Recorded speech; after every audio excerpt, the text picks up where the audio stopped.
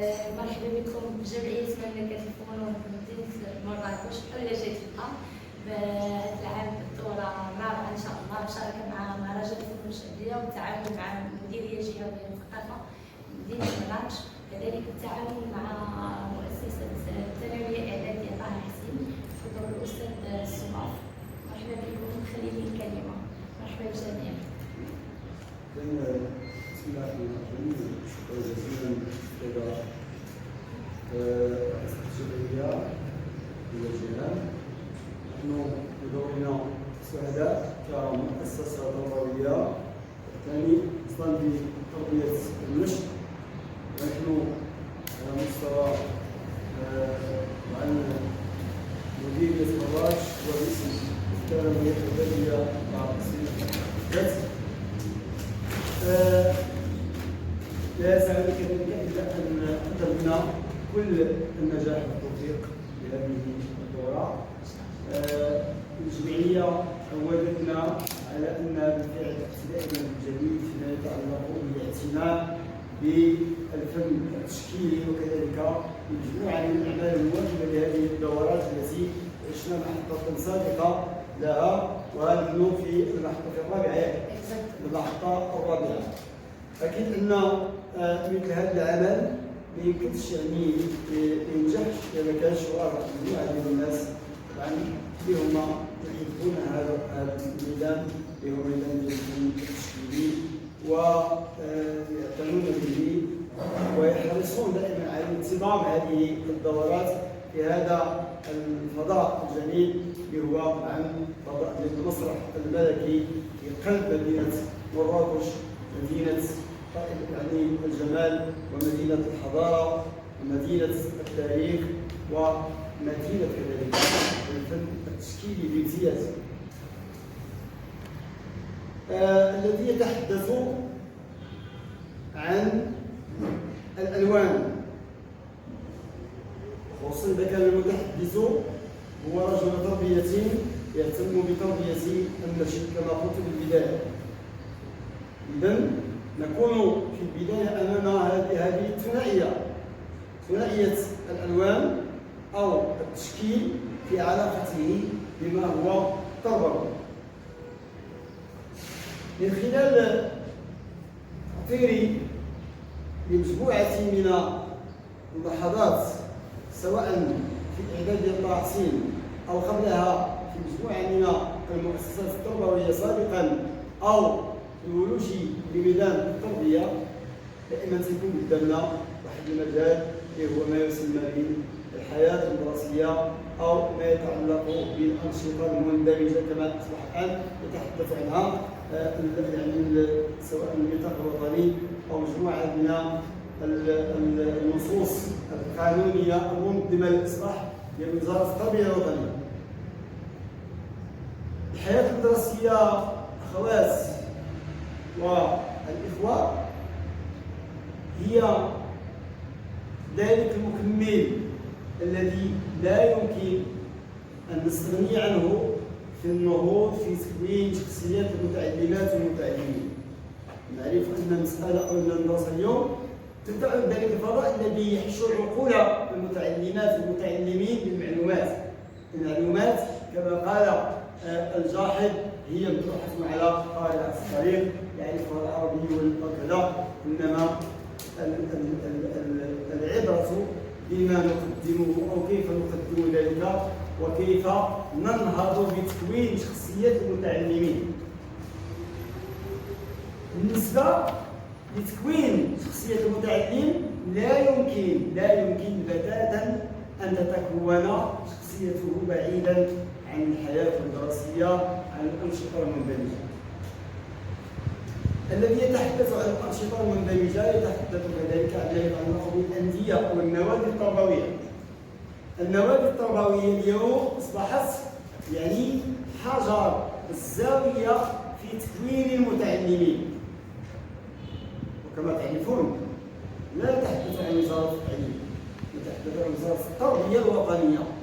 يعني السؤال الكبير كيطرح على كل واحد فينا اليوم شنو هو شنو دور المدرسة؟ ما هي وظيفة المدرسة؟ وظيفة المدرسة كما قلت ليس فقط التعليم، إنما هو التكوين، وتكوين مواطن يراهن عليه الدولة ويراهن عليه المجتمع. المواطن الصالح، المواطن الإيجابي، المواطن الذي يستطيع أن يحل مشكلاته في وضعيات مختلفة، المواطن بمعنى المواطنة الحقيقية، والمواطن المتمدن والمتحضر الذي لا يميل إلى اليسار ولا يميل إلى أقصى اليمين، ولكنه معتدل كما دعا إلى ذلك سواء الدين أو الدستور. فنحن نريد مواطنا أو وطنيا كما كان الشأن بالنسبة لأسلافنا وفي لحظة سابقة. السؤال اليوم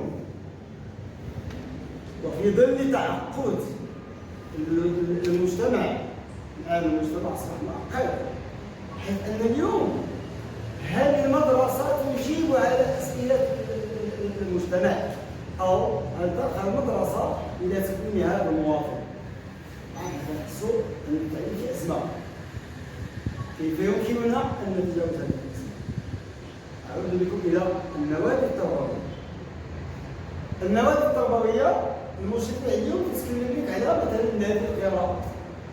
نادي القراءة اللي هو تنهار على تربية الأجيال فيما يتعلق بصحبة الكتاب واكتساب هذا النوع من العادة الحسنة ديال المطالعة والمطالعة الحرة.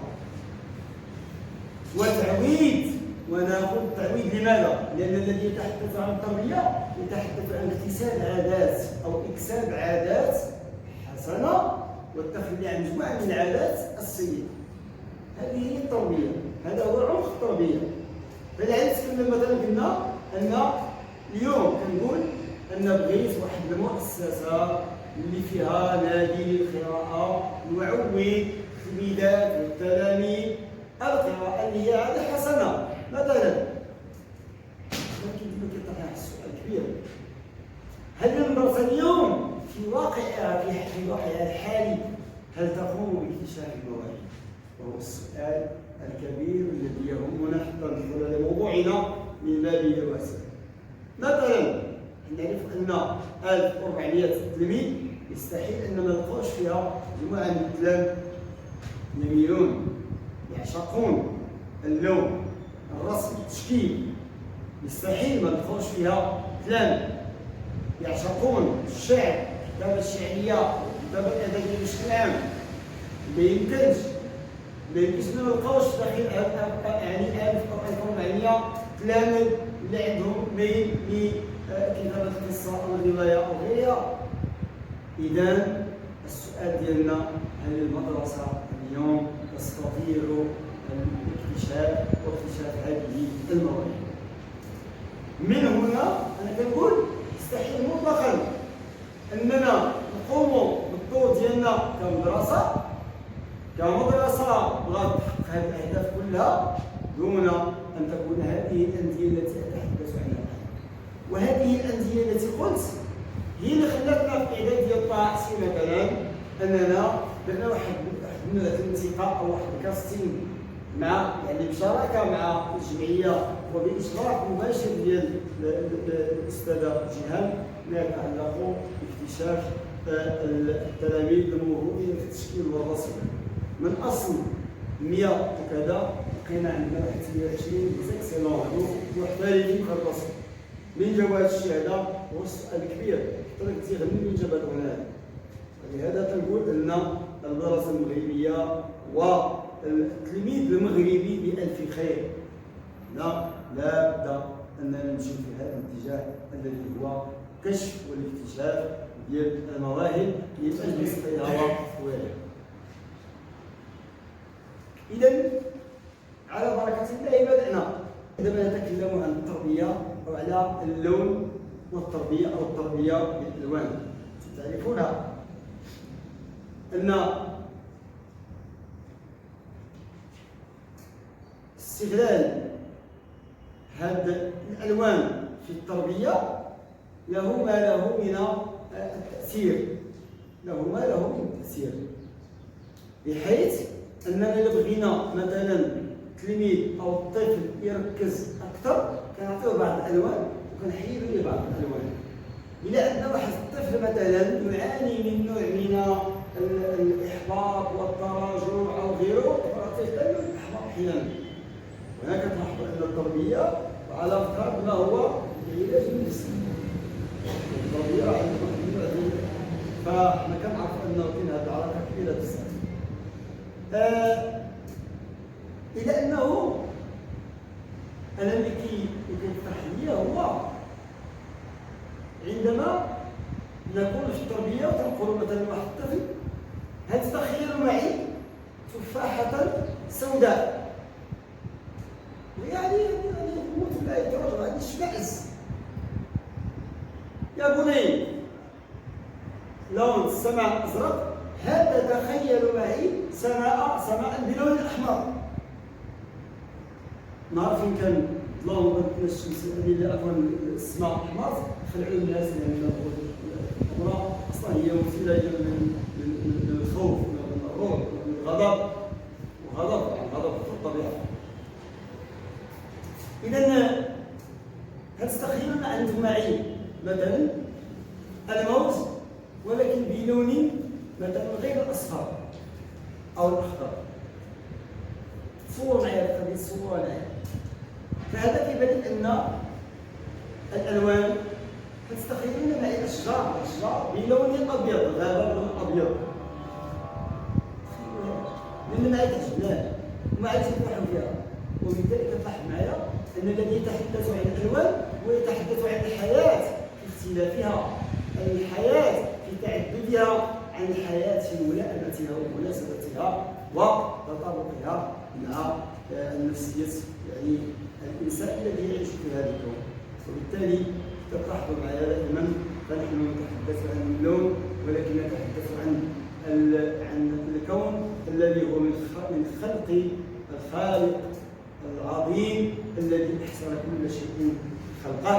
وبالتالي فنحن لا نستطيع ان نتصور الا مثل هذا الذي نعيشه يوميا منها، ولكنها تثير فينا ما نحن بصدده والذي هو الفن التشكيلي او ما يتعلق بالتشكيل او الاحتفاء باللون في مجال التربيه. انا قلت لكم ربما بديت في الاول ما يتعلق بقضيه التربيه على السلوك البدني. تعرفون السلوك البدني اننا اليوم كنتكلموا على السلوك المدني بغينا كلامنا او بغينا المواطن الذي يتعامل مع الافراد ومع المؤسسات ولكن بطريقه حضاريه فيعرف حدود الواجب ويعرف الحقوق. اذا وصلنا لهذا المستوى هذا طبعا راحنا مزيانين. الطرق اللي كنشتغل عليها هو ان من خلال هذه الانديه التربويه نخفوا او نقصوا من الوطأة ديال الظواهر السيئه.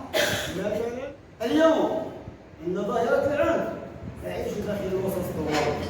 العنف والعنف المضاد والعنف بالمثل وغيره من الاشياء. مدارسنا اليوم تعيش حاله من العنف.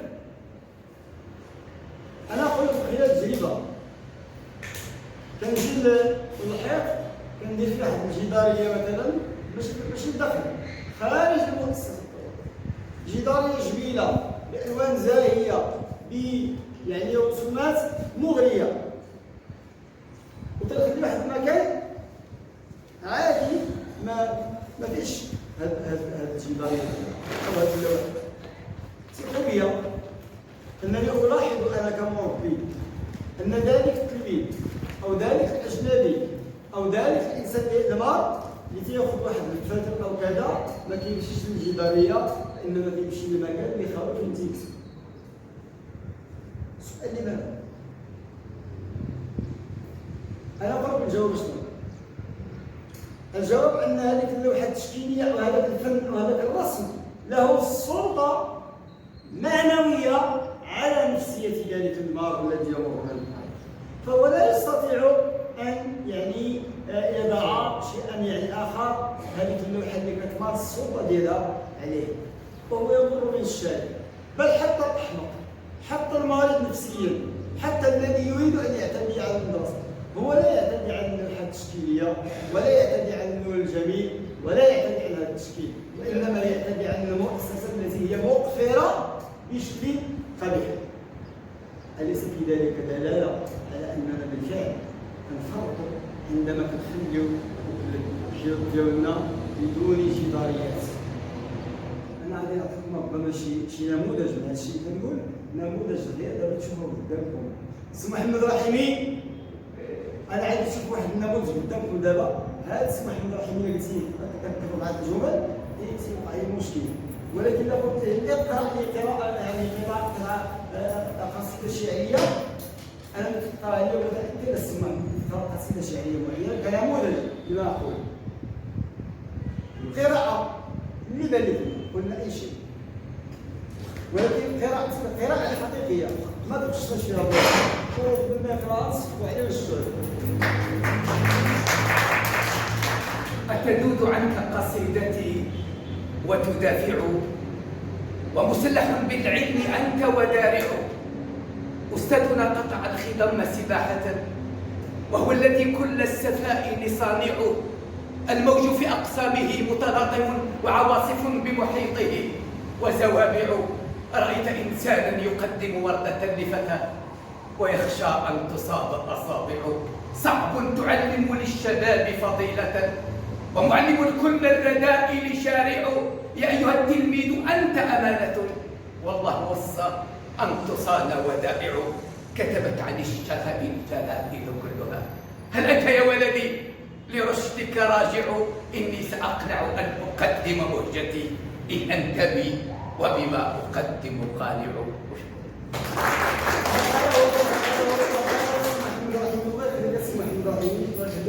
ولينا تولينا اشري ديال دابا بالداير يعني باللغه العاديه. بالاعداد